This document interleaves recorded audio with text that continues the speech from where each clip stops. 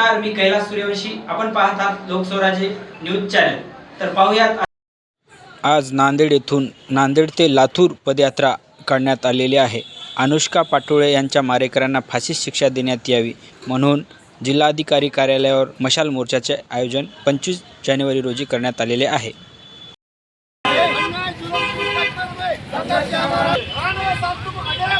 मशाल मोर्चाचं आयोजन केलं आहे आणि आज नांदेड येथून आपण महापदयात्रेला सुरुवात केली आहे. तर त्यापुढे आपली काय भूमिका असणार आहे अनुष्काला न्याय मिळवून देण्यासाठी?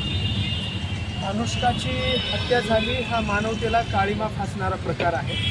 विशेष म्हणजे ज्या दिवशी ज्या महान अशा मातेने सावित्रीबाई फुलेने या देशातल्या दलितांना, महिलांना, मागासवर्गीयांना शिक्षणाचा अधिकार मिळाला पाहिजे म्हणून स्वतःच्या अंगावर शेणमारा सहन केला आणि ज्ञानाचा दिवा शेवटच्या माणसाच्या, दीनदुखी माणसाच्या घरामध्ये लावण्याचं काम केलं.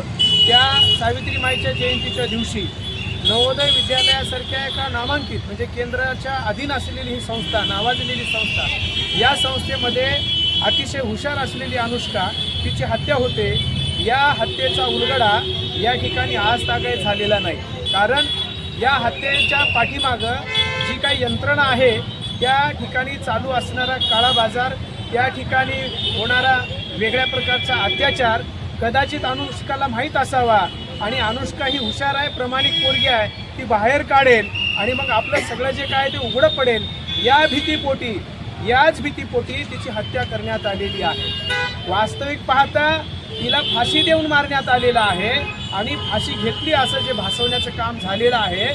ही गोष्ट या अन्यायाला, या अत्याचाराला पाठीशी घालण्यासाठी हे सगळं केलेला प्रकार आहे.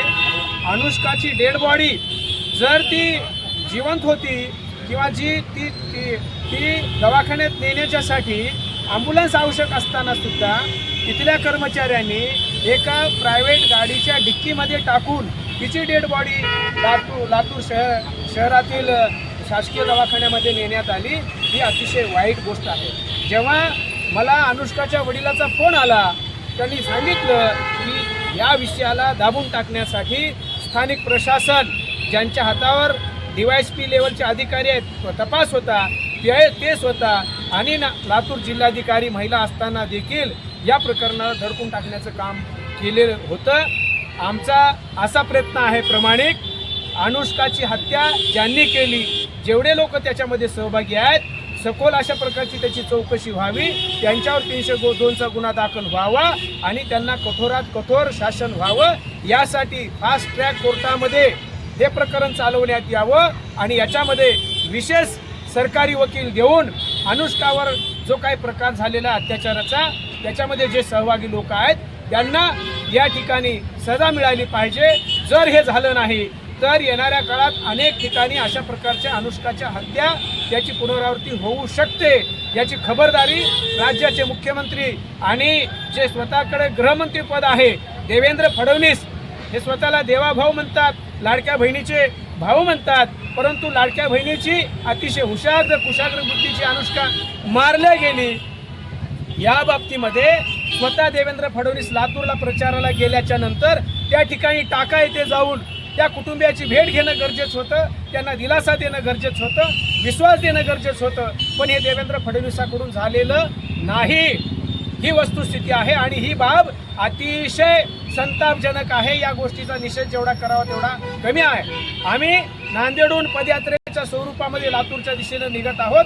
माझं नांदेड जिल्ह्यातील, बीड जिल्ह्यातील, लातूर, उस्मानाबाद आसपासच्या सर्व स्वाभिमानी पालकांना, विद्यार्थ्यांना, कार्यकर्त्यांना, सर्व संघटनांच्या पदाधिकाऱ्यांना नम्र निवेदन आहे, अनुष्काच्या घटनेमध्ये जो काही प्रकार झाला, अनुष्काची जी हत्या झाली, त्याला वाचा फोडणे ही आपली नैतिक जबाबदारी आहे. या ठिकाणी आपण सगळे तयारी करून लातूरमध्ये 25 तारखेला मशाल मोर्चामध्ये सहभागी व्हावं, हे आव्हान मी या ठिकाणी करीत आहे. धन्यवाद.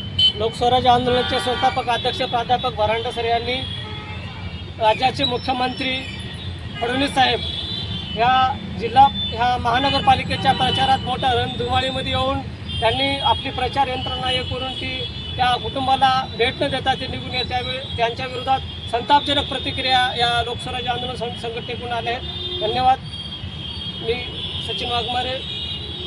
अशाच बातम्याच्या अपडेटसाठी लोकस्वराज्य न्यूज चॅनलला सबस्क्राईब करा, शेअर करा आणि लाईक करा.